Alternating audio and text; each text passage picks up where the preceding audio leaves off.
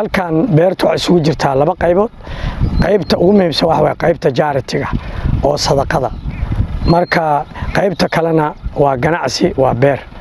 beertan markaan ka waramo green farms no farm no food horta waxa ka soo jeeda anigu generationkii labaad baan ahay qofkii labaad oo yeeshaan ahay waaridkii baa lahaa aniga waaridkii markuu dhintay aniga qaatay wax aniga aan markii hore abuuray ma aha waa wax la abuuray beertan waxa la bilaabay 1980kii baa waaridkii bilaabeen iyo wax kasta qof kasta oo xaq u leh ayaan sadaqadaas u sameeyay oo ah dadka deegaanka oo aadi oo area meelahan deegaankan waxay aadi jireen meel aad u fog oo subaxdii markay xoolaha ka kaxeeyaan laga yaabo harkii inay gaaraan ceelka oo habeenkii gurigooda u soo noqdaan haddana meesha uu daaqayayba waxa looga sameeyay ceel lacag la'aan ah oo lacag aan ahayn marka xoolihii marka taasaa igu muhiimsan aniga runtii alxamdulillah ilaahigii iyo xasuusiyey baan uga hamdinaqayaa midda labaad ganacsigana waa aqoon aniga waxaan ahay aggregate waa agriculture iyo veterinary aniga iskool aan soo dhigtay iyo cilmi aniga aan bartay baan ku shaqaystaa alxamdulillah ilaahay baray focuska ugu badan aan soo saarno waa basasha iyo sisinta baa ugu badan labadaas ugu badan sisinta waliba waxaan haysanaa in dibadda loo dhoofiyo oo dharaan haysanaa dibadda maba qaadsiin karno qofkii markii 30 container maalintii laga rabo hal container baan bishii heli karaa marka waa farm commercial way oo ganacsiga sadaqadiina way la socota alxamdulillah ilaahay waafajiyay markii laga soo reebo wixii aan ka hadalay beeraha iyo xoolaha waxa soo haray inaan dadka barno xirfad inaan barno ay ku shaqaystaan Soomaaliya waxa jiri jiray waqti garaash program jiri jiray waa garaash programkii oo kale inaan dadka xirfad badno beeraha iyo xoolaha labadaas aan u aqaanaa inaan labada barno oo college aan u sameeyno beeraha iyo xoolaha lagu barto halkaan aan ka dhigno meel research ah oo lagu baaro qudaarta oo dadka waxa inta lagu baaro oo lagu test gareeyo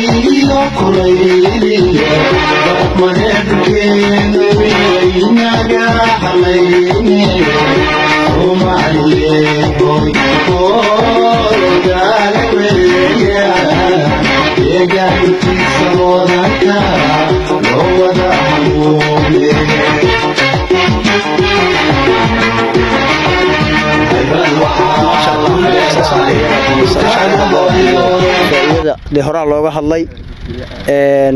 meeshan wax ka maqan ma lahan waxa way xoolihii waxa way beertii nooc kasto ay tahay xoolihii way noo xareeysan yihiin waxa way qudaartii nooc kasto ay tahay de hora la ku sheegay ma sha Allah shaqaale waxaan ku shaqeynaa almost 30 meelaha 31 alxamdulillah rabbil caalamiin waa ku faa'iidnay dalka iyo dadkana waxa weeye waa u faa'iideeyay Dr. Umar Angar waxaan leenahay ma sha Allah soo dhawow booska yagii oo aad aan u qanacsanahay weeye idan kala xitaa u baahan inta aad ku jirno waa 30 qof oo ka shaqeynaysa yaanyadan qaabkee loo beeraa yaanyadan system bay leedahay systemka u jeeda waxa weeye baa loo beeraa هذا بيان للناس بالي وهدى وموعظة للمتقين وحول بهدان لكلا دركن أو بيان لو يني واسكو قوانيا واسكو ميان يعني إذا سيستم كاس الله بيراه قال لي إذا لو حب بيري أيضا يرير بواحد ويوحى لو تلقى إني دوكس ونقطة إن شاء الله ما شاء الله واحد يقول شيء الواحد ني مريان إنه عليهم بكرنا حدا ويسانيهن عندك واحد ويوحى ما شاء الله قدرت أي نوع بطيق عنبها إلى قرها لينت شيء والبيرتان كبيرن إلا ما عرفت shay walba anuunaga tufaax wax walba oo beertaan ku beeran ma sha Allah basasha liin macaanta liin dhinaanta wax walba ma sha Allah waa ku dheereena ma sha Allah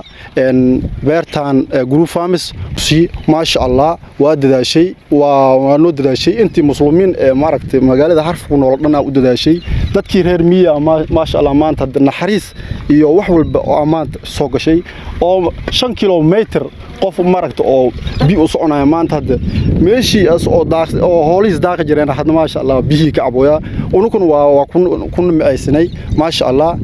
meel walba joogtan walaalayaal dadkii iyo meel walba joogtan Soomaaliyeey meel walba ku soontiin ninkan maaragtay oo ma sha Allah oo beerolada oo saas beerta oo u dhiiriday idinkan saas u dhiirid anina oo Yunus Muxtaar si Soomaaliya anoo ku sugan magaalada Harfo gaar ahaan beerta Dr. Angar oo magaceedu group farms marka walaalayaal dhanka beeraha ku dadaala wax soo saarku waa fiican yahay dalka u fiican dadka u fiican dhul wax la geystay wax dhuma ma ah wax faa'iido waay haddana waxa ku jirnaa waqti roobka waa laga faa'iideysanaa waqtiga roobka ma sha Allah eelash waa damna matoorka dhan waa la damna ilaa roobka ka faa'iideysanaysa ma sha Allah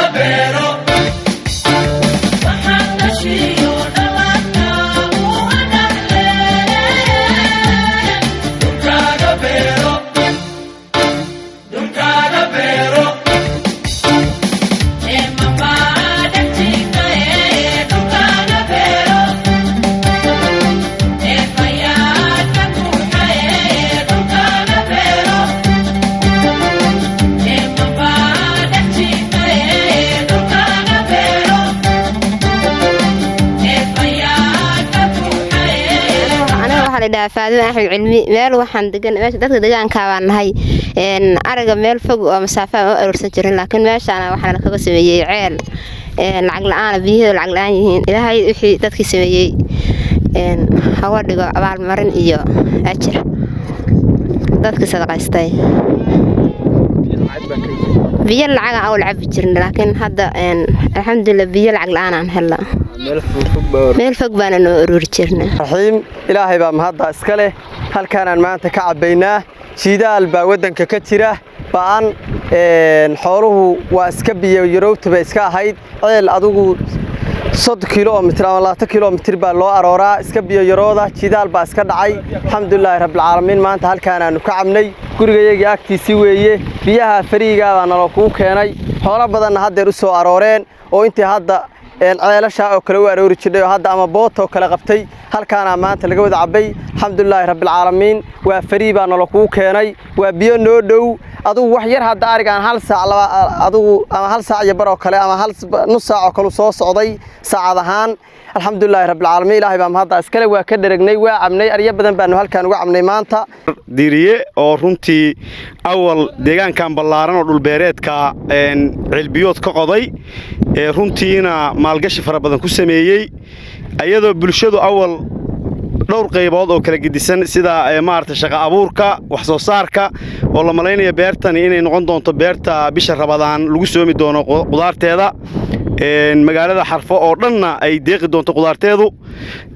waxa halkan maanta uu ka dahfuray shaqadan oo ah dadkii xoolo dhaqatada ahaa oo miyigan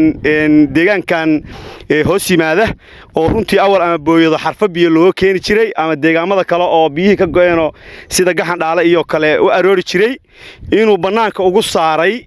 haanta uga dhisay halkaas banaankana ugu saaray waastooyinkii iyo bunatooyinkii xooluhu ka cabi lahaayeen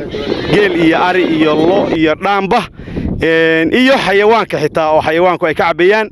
runtii ilaah baa mahad iskale isagana waxaan leenahay ajarka xasanaadka ilaahay ha ugu daro waaridkiis iyo cid uu la baxayna ilaahay ka sawaabiyo Allah u barakeeyo rabbigi qaadiraha oo hodanka ha u barakeeyo sadaqa jaariya weeye saakiin badan baa cunaysa shimbir baa cunaysa yaan yar oo dhan baa cunaya sadaqooyin tira badan dadku asagu inuu u shaqaysanayo asagu wax ka faa'iideeyo intuu aakhirada ka faa'iidaya ka badan Allah u barakeeyo dadkana waxaan u leenahay kudayda oo dalkiina wax gashada oo wax la soo baxa ceelka biyood oo halkaa hadda ka furay oo shishadeena ka muuqanayaan xooluhu cabahayaan alxamdulillah rabbil caalamiin waa sadaqa jaariyaha u socota asaga iyo waaridkiisba lacag la'aan baa lagu cabayaa waa lagu soo aroorayaa geel iyo ari iyo dhaan nafleyda ooman waa kaasoo afka lagu hayaa waxaa looga qoday meeshii xooluhu aysan waxba quman u soo soconayn qaybta uu siiyey dadka reer miyiga ah oo uu sadaqaystay oo geel iyo ari iyo dhaanba halkaas ay ku cabbayaan lacag la'aan ayadana waxaan leenahay ilaahay mahad ka gaadho waa wax lagu farxo dorogeeli barqamaalka ah oo beerta qaybteedan kale oo ku xareeyo si caanaha iyo qudaartuba ay isku mar u tagaan degmada oo magaalada ay uga faa'iideysato taasna uga faa'iido marka total waxaan leeyahay aad iyo aad buu mahadsan yahay Cumar Diiriye ilaahay mahad ka gaadho mashruucan iyo hantida gashay iyo dhaqaalahan uga mahad celinaynaa faamkan ballaaran oo ay ugu horeyso oo aanu ka ducaynayno halkaas nimcoolaydii oo manayd oo xilliga adag oo diraacdii dhacaratay ku jiray biyaha firiiga la siiyey waxaan leenahay baarakallahu fiikum ilaahay ha ku barakeeyo meeytidii aad u hadiyeysana ilaahay ha gaarsiiyo waxaan leenahay waa ku dhiirasho waa wax aan runtii aan hadda halkaan ku soo koobi karin waayo halku dhaga ii muuqdaa wuxuu yahay no farm no food haddii aan faam jirin food ma jiro waxaan leeyahay marka qurba joogta reer Xarfo ku dhiirada wuxuu ku dhiiraday Dr. Angar oo ah inuu halkaan galiyay dhaqaalihiisii intaasoo sano uu ka soo shaqeynayay qurbaha oo ay ka faa'iideysteen reer Xarfo oo ay ka faa'iideysteen inta dhabarkayga hadda taagan iyo in ka sii badan oo ah inta hadda dhabarkayga taagan tusaale ahaan waa ilaa 30 shaqaale ah 30 guriyihii ay ka yimaadeenna way geeyaan annaga oo deegaankii deganna waana soo gaareen waayo maadaama ay ka jirtay baahi deegaankan baahidaas oo ah inay ahayd hadii baahi runtii qudaaray kama jirto deegaanadan oo hadda aanu arkayno qudaar casri ah oo waliba qudaaradii hore ka bedelan oo nooc walba isugu jidho waxaan leenahay doctorka aad iyo aad baa u mahadsan tahay waayo runtii maba soo koobi kara farxadayda maadaama aan dhex taagnahay anoo reer Dhoobey baan ahayo maxay ii muuqanaysa waxaad moodaa maanta inaan Dhoobey joogo sida hadda iiga muuqanaysa naqshadihii Dhoobey ka jiray cagafyadii shaqaalihii runtii daweyntii dhinac kasta oo beeraha Dhoobey ka jirto kala halkaan iiga muuqanaysa ciise la yiraahdo Green Farm Xarfo kaasoo ku yaala duleedka degmada Xarfo uu leeyahay mulkiilaha Cumar Diiriye Angar kaas oo muddoodii sanadadii soo socotay ay ka socotay shaqo lixaad leh haddana oran karna maanta wuu guuleystay waxa weeye meeshan waxa la galiyay dhaqaale almost milyan iyo wax ka sii badana $1 milyan iyo wax ka sii badana waxa ka baxaya hadda ayuu nooc qudaar qaraha batiiqa waxaas xashuushka ah iyo sinsinta saytuunka liin macaanta liin dhanaanta iyo basasha ayadoo aan la soo koobi karin dalaga kaleeto aan hadda tirin karinin sidoo kaleeto waxa ka socota hadda waxaan soo xarig jarnay hadda maanta aanu xariga ka jarnay mashruuca waraabka oo uu sadaqeeyay waaridkiis oo ah sadaqa tujaariya halkaas haanta ka muuqata iyo ceelkaas uu qoday oo xoolaha iyo dadka iyo xawayaanka dhammaan ay ka cabayaan oo aan oran karna ayaduna waa guul u soo hoyatay dadka reer miyiga ah ee degan soonaha Xarfo oo ay helayaan biyo lacag la'aan ah oo ah meeshii xoolo daaqsimeedka ahayd loo geeyay oo halka ay dadkii waxa weeye ayaga oo gurigooda jooga arigii uga cabahayo ariga soo soofay oo cabahayo geeliyo soo soofay cabahayo dhaankii barta laga dhaaminayo aanu maanta ayadana daahfuray sidoo kaleeto waxa laga helay shaqo abuur dhalinyaradii Xarfo oo inta badan hadda ka shaqeyso halkaan rag 30 nin ka badan ay ka shaqeeyaan iyo ay ka ayuu nolol maalmeedkooda kala soo baxaan halka ka helaan sidoo kale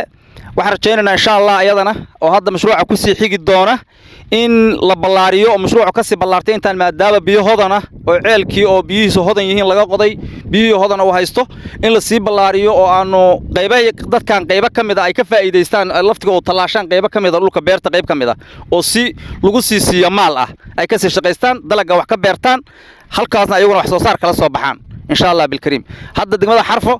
waxa ka soo baxda qudaarta ka soo baxda inta badan meel kale uga timaado haday tahay yaanyada basasha qaraha digirta batiiqa ayu nooc dalagaas waliba ayadoo hadda weli socota hawsheedii oo intii badnayd dhulkii la beerin oo beeritaanka ku socda aad arkaysaan cagafyadii oo hadda shaqaynaya